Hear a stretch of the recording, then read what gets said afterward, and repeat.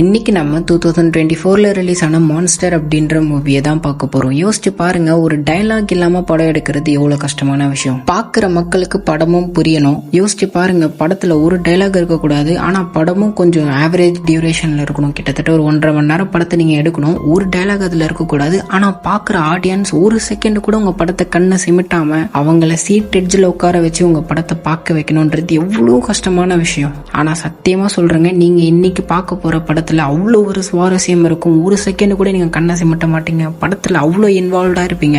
ஆனா படத்துல ஒரு டைலாக் கூட கிடையாது. ஃபுல்லா மியூட்டடா ஒரு வீடியோவை பார்த்தா எப்படி இருக்கும்? படம் ஃபுல்லா அப்படிதான் இருக்கும். ஆனா சத்தியமா சொல்றேன், நீங்க ஒரு செகண்ட் கூட கண்ணை சிமிட்ட மாட்டீங்க. அவ்வளோ இன்வால்வ்டா, அவ்வளோ ஒரு ஆர்வமா சீட் எட்ஜில் உட்காந்து இந்த படத்தை பார்ப்பீங்க. அப்படி என்னதான் இருக்கு அப்படின்றத படம் பார்த்து தெரிஞ்சுக்கலாம். அதுக்கு முன்னாடி இந்த படத்துல ஒரு சின்ன பொண்ணு நடிச்சிருப்பாங்க. எப்பா பாப்பா பாப்பா, என்ன நடிப்பு, என்ன நடிப்பு. என்கிட்ட ஒரு அவார்டை கொடுத்து த பெஸ்ட் ஆக்டரை சூஸ் பண்ணி நீங்க இந்த அவார்டை கொடுங்கன்னு சொன்னா சத்தியமா கண்ணை மூடிட்டு இந்த படத்துல நடிச்ச இந்த சின்ன பொண்ணுக்கு தாங்க கொடுத்துருப்பேன். ஏன்னா அவ்வளோ ஒரு நேச்சுரலான இயல்பான ஆக்டிங்க. நம்ம படத்தை தான் பாக்குறோம் அப்படின்றது எல்லாத்தையுமே தாண்டி நம்ம அந்த விஷயத்த கண்ணுக்கு எதிர்க்க பாக்குறோம் அப்படின்ற ஒரு ஃபீலை கொடுக்கறது இந்த பொண்ணோட நடிப்பு தான். அதை படம் பார்க்குற நம்மளால ஒத்துக்காம இருக்கவே முடியாது. மற்ற விஷயங்களும் படம் பார்த்து தெரிஞ்சுக்கலாம். இந்த படத்தோட ஸ்டார்டிங் சீன்ல ஒரு காரு ஸ்கூல் ரோட சுத்தி திரியிற மாதிரி நம்மளுக்கு காட்டுறாங்க. அப்படி சுத்தி திரியிற அந்த காருக்கு முன்னாடி தான் நம்ம படத்தோட ஹீரோயின் கூடயே ஒரு பையன் இருப்பான். அது அவனோட தம்பியா இல்ல ஃப்ரெண்டான்னு கடைசி வரைக்கும் சொல்லியிருக்க மாட்டாங்க. அவனும் சரி அந்த காருக்கு முன்னாடி வந்து விழுறாங்க. அந்த காருக்குள்ள இருக்கிறவனும் ஹீரோயின் கூட இருந்த அந்த பையனை பார்த்து வில்லத்தனமா சிரிக்கிற மாதிரி காட்டுறாங்க. அப்புறம் அவங்க 2 பேரும் அங்க இருந்து கிளம்பி போயிடுறாங்க. இவங்களை ஃபாலோ பண்ணிட்டு அந்த கார் பின்னாடியே தான் வருது. இவங்க 2 பேரும் குழந்தைங்களாம் விளையாடக்கூடிய ஒரு கேம் சென்டருக்கு போறாங்க. அதை நோட் பண்ணிட்டு அந்த கார் அங்க இருந்து கிளம்பி போயிடுது. இவங்க உள்ள போய் கேம் ஆடிட்டு இருப்பாங்க. அதாங்க காயினை போட்டு ரோபோட் கையால பொம்மையை தூக்குறது. அந்த கேமை தான் விளையாடிட்டு இருப்பாங்க. ஃபர்ஸ்ட் ஹீரோயின் தான் ட்ரை பண்ணுவா, அவளுக்கு அந்த பொம்மை மாட்டாது. ரெண்டாவது அந்த பையன் ட்ரை பண்ணுவான், அவனுக்கும் அந்த பொம்மை மாட்டாது. ஆனா அந்த பையன் உடனே கிளம்பி வெளியில போயிடுவான். ஹீரோயின் தான் 2-3 தடவை 2-3 காயினை போட்டு ட்ரை பண்ணுவா, அவளுக்கு அப்பயும் அந்த பொம்மை மாட்டாது. அதுக்கப்புறம் கூட இருந்தவனை காணமே அப்படின்ட்டு வெளியில வந்து பாப்பா. பார்த்தா அவனை வெளியில எங்கேயுமே காணோம். கொஞ்சம் முன்னாடி போய் பார்க்கலாமேன்னு போய் பாப்பா. பார்த்தா அந்த கருப்பு கார்ல வந்தவன் கரெக்டா கார் டிக்கிய மூடுவான். இதை பார்த்தோன்னே ஹீரோயினுக்கு புரிஞ்சிடுது அவனை கடத்திட்டான் அப்படின்ட்டு. ஹீரோயின் அங்கிருந்து ஓடி போறதுக்குள்ள அவன் வந்து ஹீரோயினையும் பிடிச்சி அவளையும் அங்க இருந்து கடத்தி கொண்டு போயிடுறான். காட்டுக்குள்ள எங்கேயோ இருக்கிற ஒரு வீட்டுக்குள்ள போய் காரை நிறுத்துறான். நிறுத்திட்டு டிக்கியை ஓபன் பண்ணி கூட இருந்து அந்த பையனை மட்டும் தூக்கிட்டு ஹீரோயினை அங்கேயே அடிச்சு போட்டு மறுபடியும் டிக்கியை லாக் பண்ணிட்டு அவன் அங்க இருந்து கிளம்பிடுறான். இவன் வாழ்க்கையிலேயே பண்ண பெரிய தப்பே இதுதாங்க.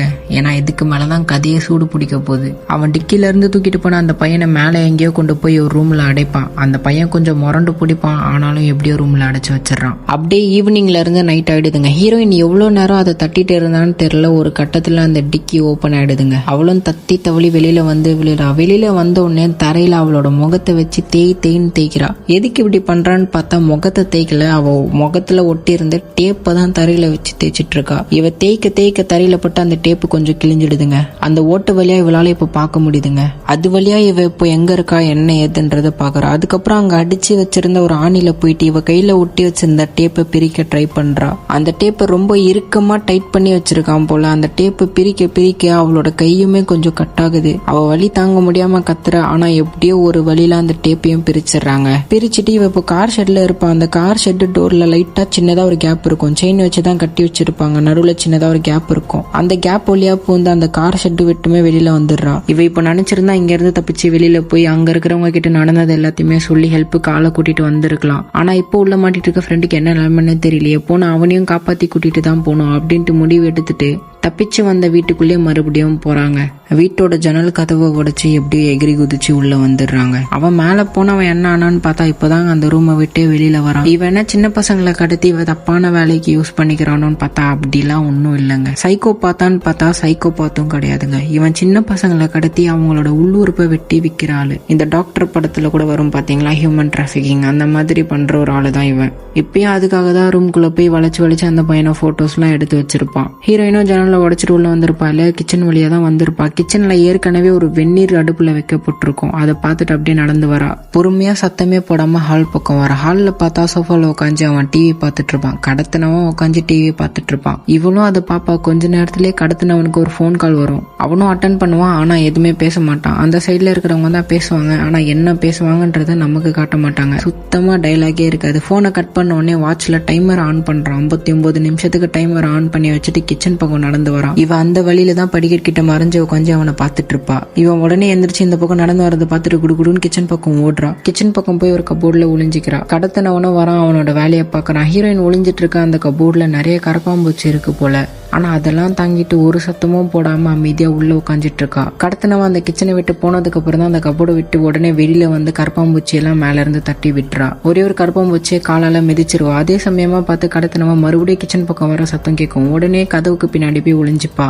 அந்த மிதிச்ச கரப்பாம்பூச்சியை பார்த்துட்டு இருப்பா. எங்க அதை பார்த்தா மாட்டிப்போமோன்ட்டு. கரெக்டா கடத்தினவன் கிச்சனை விட்டு போகும்போது அந்த கரப்பாம்பூச்சியை மிதிச்சிருவான். அதுக்கப்புறமா தான் இவ கொஞ்சம் நிம்மதியா ஃபீல் பண்றான். கடத்தினவன் உட்காந்து சாப்பிட்டுட்டு இருக்கும்போது அவனோட டோர் பெல்ல யாரும் அமுக்குறாங்க. இவனும் போய் பாக்குறான். எவனோ ஒருத்தன் டோர் ஸ்டெப்க்கு வந்து ஏதோ ஒரு பேக்கை கொடுத்துட்டு போயிருக்கான். இவனும் அந்த பேக்கை வாங்கி வச்சுட்டு சோஃபால உட்காடுறான். இவன் உட்காந்துட்டு இருக்க சோஃபாக்கு பின்னாடி தான் ஹீரோயின் உட்காந்துட்டு இருப்பா. அந்த சோஃபாக்கு நேர் எதிரில் ஒரு கண்ணாடி இருக்கும். அந்த கண்ணாடியில ஹீரோயின் உட்காந்துட்டு இருக்கிறது அப்பட்டமா தெரியும்.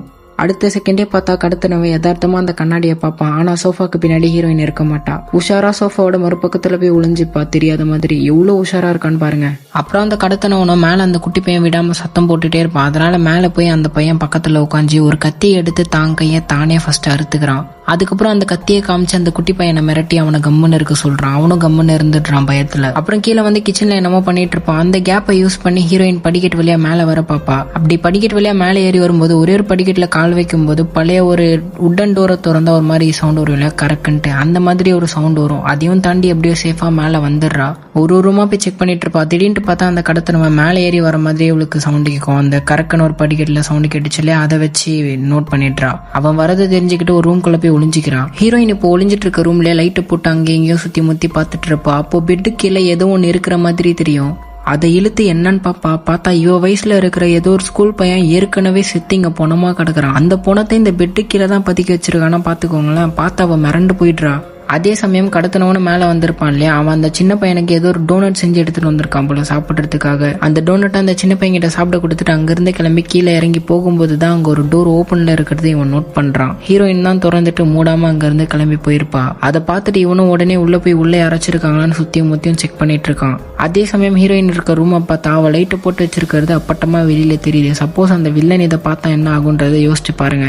அவ அசால்ட்டா லைட்டை போட்டு உள்ள சுத்திட்டு இருக்கா. அவனும் அந்த திறந்திருந்த ரூமை சுத்தியும் முத்தியும் செக் பண்ணிட்டு யாரும் இல்லாததுனால அந்த டோரை லாக் பண்ணிட்டு கீழே இறங்கி போவாங்க. அப்படி கீழே இறங்கி போகும்போது ஹீரோயின் உள்ள லைட் போட்டு வச்சிருக்கிற அந்த ரூமை பாத்துறான். உடனே ஓடி வந்து அந்த ரூமை செக் பண்றான். ஹீரோயின் அந்த பொண்ணுக்கு பக்கத்திலே தான் படுத்துட்டு இருப்பா பெட்டுக்கு கீழே. அவனும் பெட்டு கீழே குனிஞ்சு பார்ப்பான். பொண்ணு மட்டும்தான் இருக்கும். சரின்ட்டு பாத்ரூம் பக்கம் போய் செக் பண்ண போவான் பாருங்க. அந்த கேப்பை யூஸ் பண்ணி நம்ம ஹீரோயின் பெட்டுக்கு கீழே இருந்து குடுகுடுன்னு எந்திரிச்சு போயிட்டு ஒரு கபோர்டுக்குள்ள போய் உட்காந்துக்கிறா. அந்த கபோர்டு அவன் ஏற்கனவே திறந்து செக் பண்ணதுனால மறுபடியும் செக் பண்ண மாட்டான். பெட்டுக்கு கீழே ஒரு பக்கம் தான் பார்த்தான் இல்லையா, இப்ப மறுபக்கமும் பாக்குறான் யாராவது இருக்காங்களான்ட்டு. யாருமே இருக்க மாட்டாங்க. சரின்ட்டு லைட் ஆஃப் பண்ணிட்டு அவனும் அங்க இருந்து கிளம்பி போயிட்டான். சும்மா போலங்க, பெட்டுக்கு கீழே ஒரு ஸ்கூல் பையனோட பாடி இருந்துச்சு இல்லையா, அந்த பொணத்தை எடுத்துக்கிட்டு தான் போறான். எங்க போறான்னு பார்த்தா அந்த பொணத்தை ஒரு டேபிள்ல படுக்க வச்சுட்டு இந்த மரத்தெல்லாம் வெட்டுற ரம்பம் இருக்கும் இல்லையா, அதை ஆன் பண்ணி வச்சுட்டு அந்த ஸ்கூல் பையனோட உடம்ப துண்டு துண்டா வெட்ட ஆரம்பிக்கிறாங்க. இதெல்லாம் ஹீரோயினும் அந்த பக்கத்துல இருந்து பார்த்துட்டு தான் இருப்பா. பார்த்து அப்படியே மிரண்டு போயிடுறா. மிரண்டு போய் அழுகவே ஆரம்பிச்சிடுறா. ஆனா சத்தமே போடாம அழுகுறாப்பா.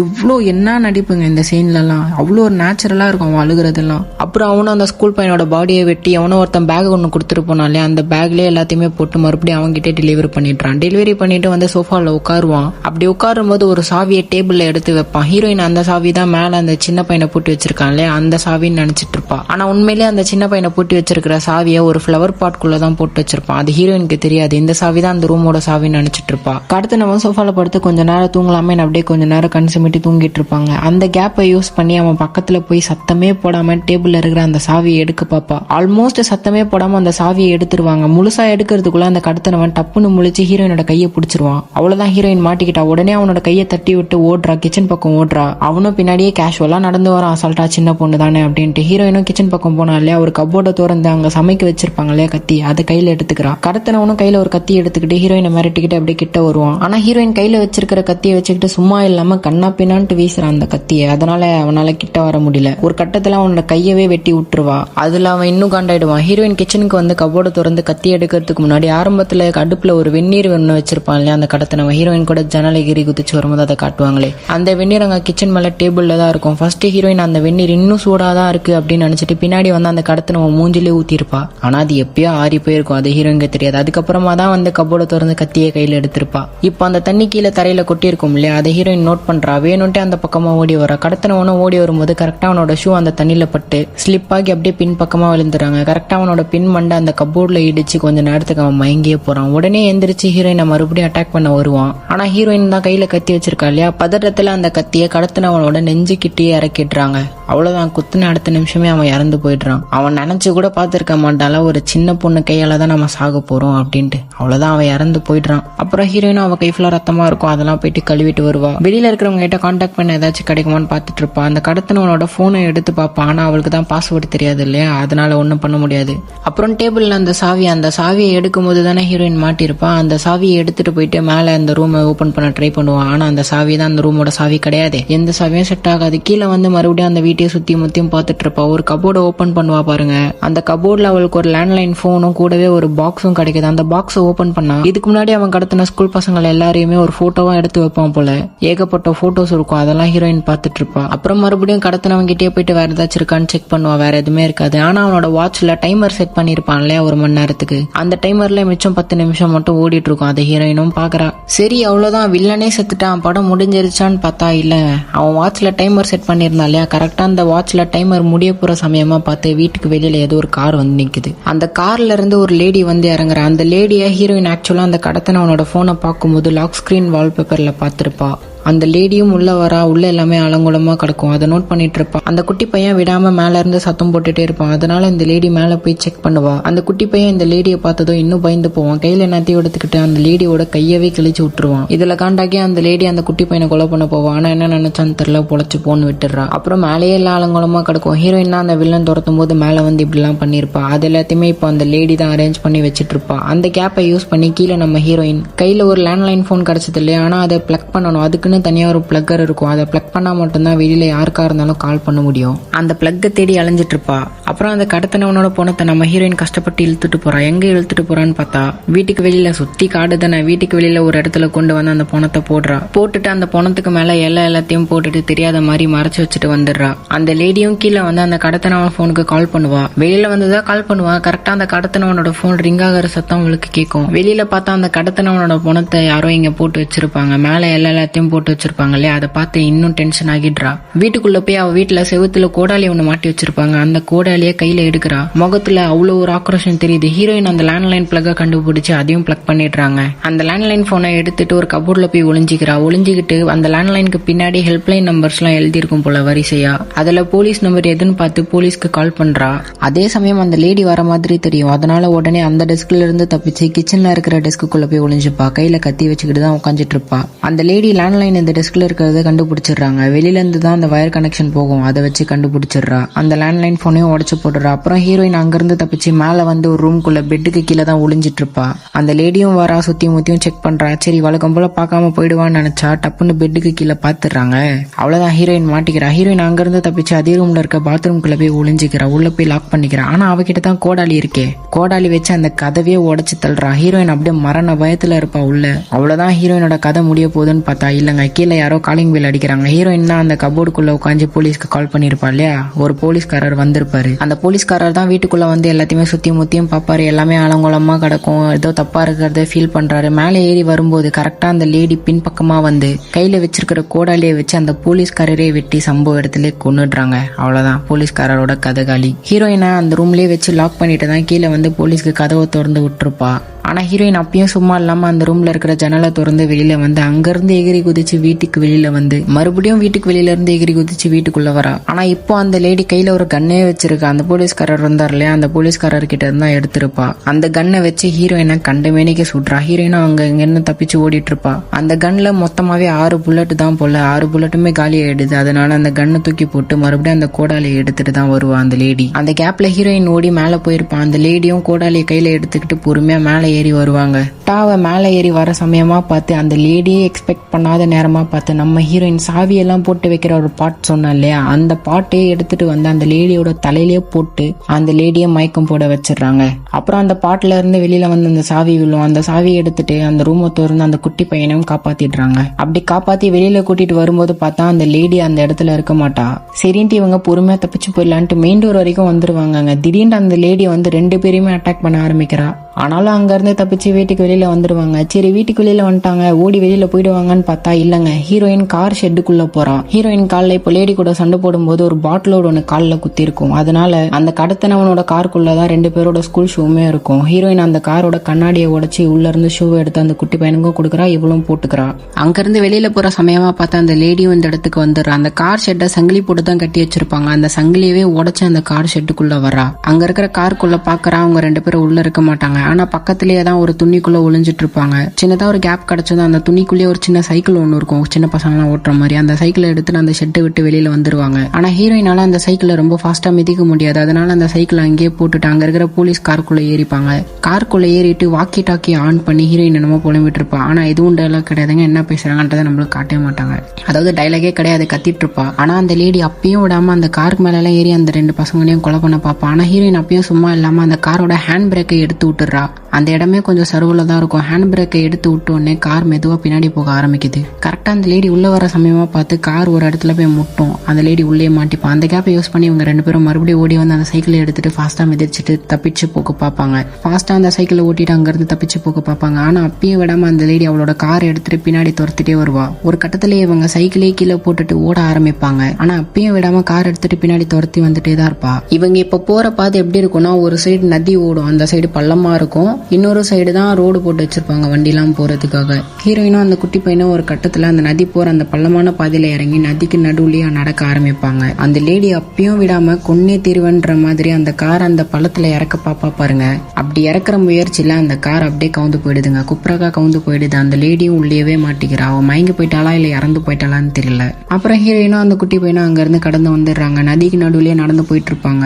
அப்போ அந்த குட்டி பையனோட கால், அதாவது ஷூ வந்துட்டு ஒரு பாறைக்கு கீழே மாட்டிக்கும், ஒரு கல்லுக்கு கீழே. அப்போ ஹீரோயின் தான் அந்த குட்டி பையனுக்கு ஹெல்ப் பண்ணிட்டு இருப்பா. நாளும் விடிஞ்சிடுது, விடிய கத்தல் ஆயிடுது. அந்த லேடி இறந்து போயிருப்பான்னு பார்த்தா இன்னும் சாகலை போலங்க. கையில ஒரு கோடாலி எடுத்துட்டு தத்தி தவளி அவளால நடக்கவே முடியல. ஆனாலும் இவங்க 2 பேரும் கொன்னே திருவன்ற மாதிரி அவங்கள நோக்கி வந்துட்டு இருப்பா. ஃபர்ஸ்ட் ஹீரோயின் இதை கவனிக்க மாட்டான். அந்த லேடியும் கிட்ட வந்துருவா. அந்த கோடாலியை எடுத்து 2 பேரையும் வெட்ட போற சமயமா பார்த்து அந்த குட்டி பையனோட கால் அந்த பாறையில இருந்து ரிலீஸ் ஆயிடும். அப்போ 2 பேருமே நகருவாங்க பாருங்க, அந்த கோடாலியோட வெட்டில இருந்து தப்பிச்சிருவாங்க. அப்பதான் ஹீரோயின் அந்த லேடியை நோட் பண்ணுவா. இவங்க 2 பேரும் பயந்து அப்படியே தவழ்ந்து பின்னாடி போவாங்க. இந்த லேடியும் விடாம வெட்டிட்டே இருப்பா கோடாலி எடுத்து. ஒரு கட்டத்துல அந்த லேடி கரெக்டா வெட்ட போற சமயமா பார்த்து அந்த லேடியை யாரோ சுட்டு தள்ளுறாங்க. யாருன்னு பார்த்தா ஒரு போலீஸ் போர்ஸே வந்து இங்க நிக்குது. ஹீரோயின் தான் அந்த பெட்ரோல்ல உட்காந்து வாக்கி டாக்கி ஆன் பண்ணி கத்திட்டு இருப்பா இல்லையா, அதனாலதான் இங்க வந்திருப்பாங்க போல போலீஸ்லாம். வந்து அதுக்கப்புறம் நான் அந்த லேடியை சுட்டு தள்ளிட்டு 2 பேருமே காப்பாத்தி கூட்டிட்டு போயிடுறாங்க. இப்போ நீங்க பாத்தீங்க இல்லையா, இவ்வளவு பெரிய படத்துல ஒரு டைலாக் இல்லைன்றது எவ்வளவு ஒரு ஆச்சரியமான விஷயம். நான் வாய்ஸ் ஓவர்ல எந்த அளவுக்கு அந்த பதட்டம் அந்த பரபரப்பை கன்வே பண்ணி கொடுத்துருக்குன்றது எனக்கு தெரியல. பட் நீங்க இந்த படத்தை பார்க்கும்போது நீங்க ஒரு செகண்ட் கூட இந்த படத்தை வச்சுட்டீங்க எந்திரிச்சு போக மாட்டீங்க. எல்லாரும் கண்டிப்பாக இந்த படத்தை பாருங்க. உங்களுக்கு லாங்குவேஜ் தெரிஞ்சிருக்கணும்னுலாம் அவசியம் கிடையாது. ஏன்னா ஒரு டைலாகும் வரப்போறது கிடையாது. ஃபுல்லா ஸ்கிரீன் பிளே தான். கதையும் உங்களுக்கு ரொம்ப ரொம்ப எளிமையா புரியும். படத்தோட ஒன்லைனர் கான்செப்ட் இவ்வளவுதாங்க. 2 சின்ன பசங்களை ஒருத்தன் கடத்திட்டு போயிடுறான். அதுல தெளிவா யோசிக்கிற ஒரு பொண்ணு அந்த கடத்தல்காரன் கிட்டது தப்பிக்கணும்னு நினைக்கிறா. அவளுக்கு என்ன நடந்துச்சு, தப்பிச்சாலா இல்லையா, இவ்வளவுதான். இந்த சிம்பிளான கதை தாங்க. ஆனா ஸ்கிரீன் பிளே எப்பப்பப்பப்பப்பா அருமை அருமை. நீங்க எல்லாரும் இந்த படத்தை பாருங்க. இவ்வளவு நான் படம்புற அளவுக்கு வர்த்தா இல்லையான்ட்டு பார்த்துட்டு வந்து உங்களோட ஒப்பீனியனை கீழே கமெண்ட்ல சொல்லுங்க. இதே மாதிரி நெக்ஸ்ட் வீடியோல உங்களை வந்து பார்க்குறேன். அது வரைக்கும் தேங்க்யூ.